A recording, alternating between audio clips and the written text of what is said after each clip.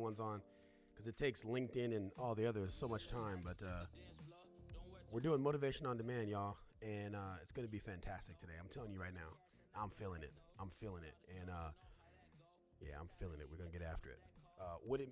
Here's what it means. If you're watching this live, well, welcome. You're in for a treat. If you're not, that's okay. You're in for a treat as well. We're going to do something cool, which is I'm going to take your words and I'm going to turn it into a motivational talk, 3 to 5 minute talk on demand. No preparation other than the length of this song. So when this song is over, I'll be rocking and rolling. So if you're just joining us, oh, what's up? Okay, Instagram's online now. I see them rolling in. LinkedIn is here. That's what's up. Facebook, I see you, and I see you on YouTube. Cool. So, yeah. So get in the comments. If you're here early, you're in for a treat. Get in your comments, and if there's something that you're thinking about, something you're struggling with, just let me know. Literally type it out. If you type it, I'll say it. If it's a word you want me to say in this talk I'm about to just make up on the spot, then just put it in there and I'll work it in. It could be a challenge, try to be funny. That's cool. It could be something serious. That's fine too. Hopefully it's a word that I know. And if it's a topic, you can just put that in the chat too. So don't be shy. Throw it in there. I'm watching. Okay, I can see LinkedIn. I can see YouTube. I can see Facebook. And I can see Instagram. Okay, perfect.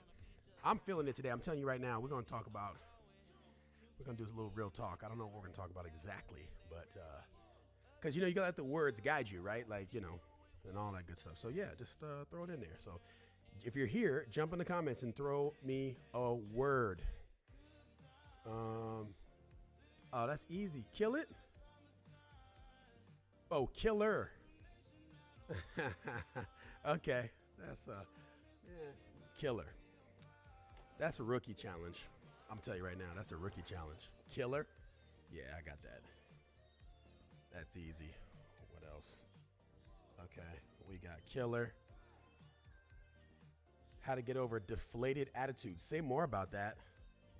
I got you, but say more about that. How to get over deflated attitude. What do you mean deflated? But I got you though. I'll be watching it here. Just give me some more color on this. But yeah, put it in there. What's up, Kyla? We got royalty in the house. We got Kyla watching. That's what I'm talking about. All right, guys. Okay.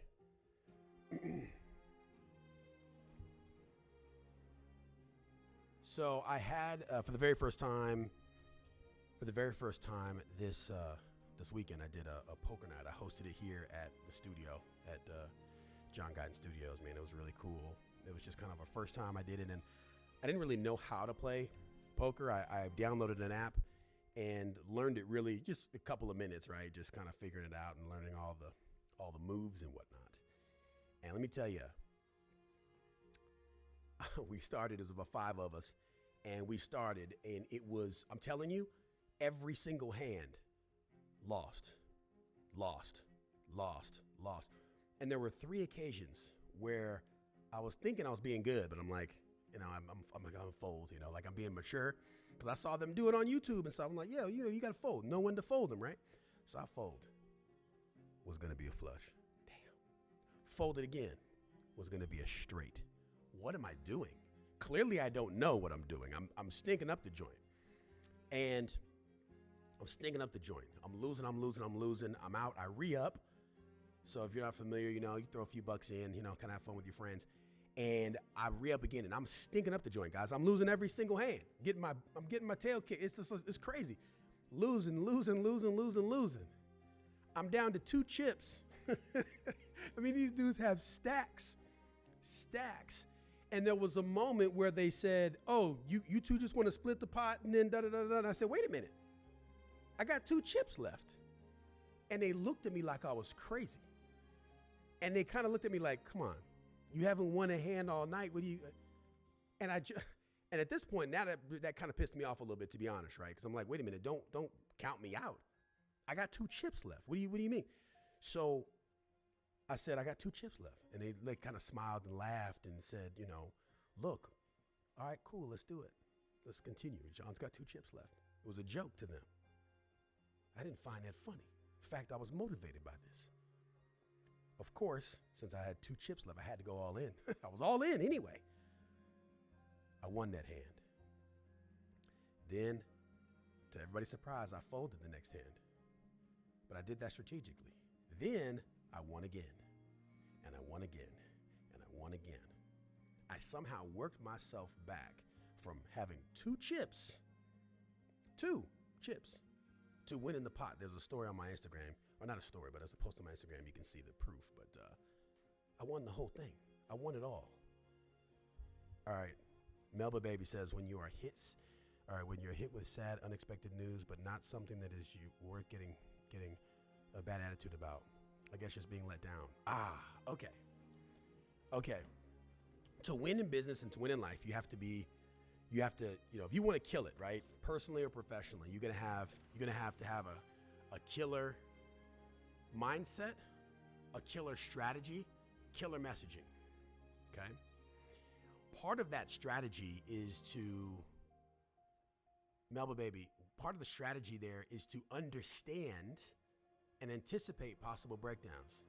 So you're hit with some sad, unexpected news.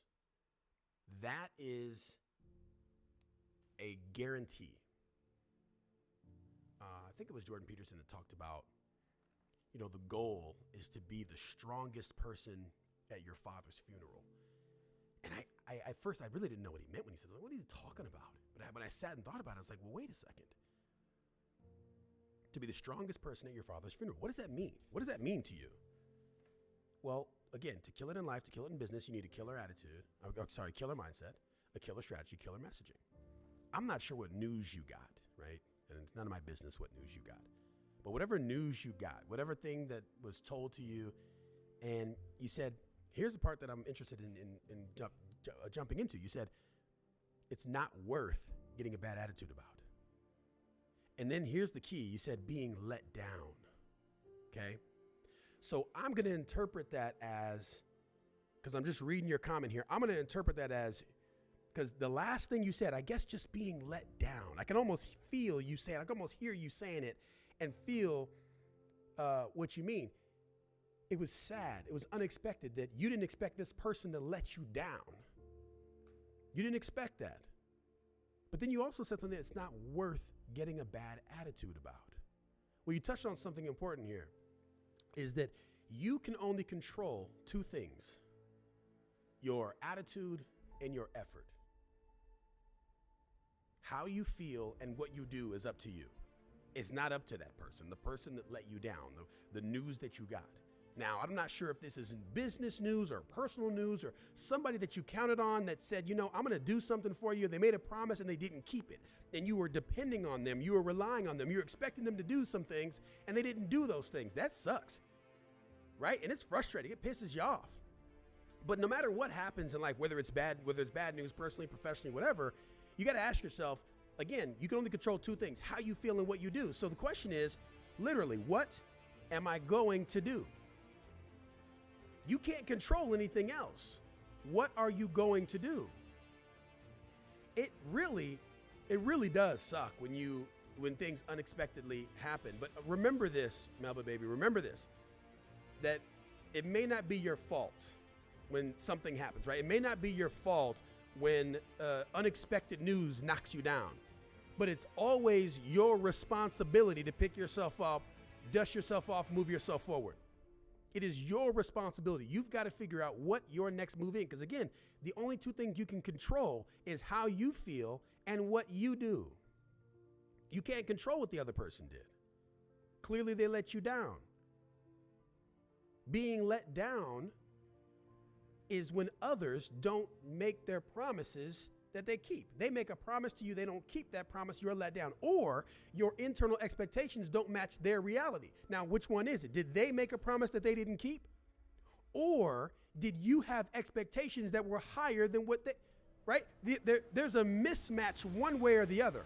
Either they made you a promise and they didn't keep that promise. I'm going off the let me down part. Or your internal expectations in your head, what you thought they were going to do or how they were going to do. You thought they were here, but really they were here. You thought you as a priority maybe were here, but really they're here. Understand, let them tell you who they are. Let them tell you what the priority is by the actions. But once you have that information, then you can move forward and say, okay, well, what am I going to do? I thought it was this and it's this. So I thought you were going to do something, but you didn't. I thought you were going to be there, but you weren't. I thought you were going to be there for me and be there to support me, but you didn't support me. Okay, what do you do now? You can only control two things: how you feel and what you do. Your actions are what it is. Again, not your fault. Take fault and responsibility and separate the two. It is not your fault, but it is always your responsibility. It is your responsibility to pick yourself up and move yourself forward. Now, I don't know if this is a personal thing or a business thing, but it really doesn't matter. You can still only control those things.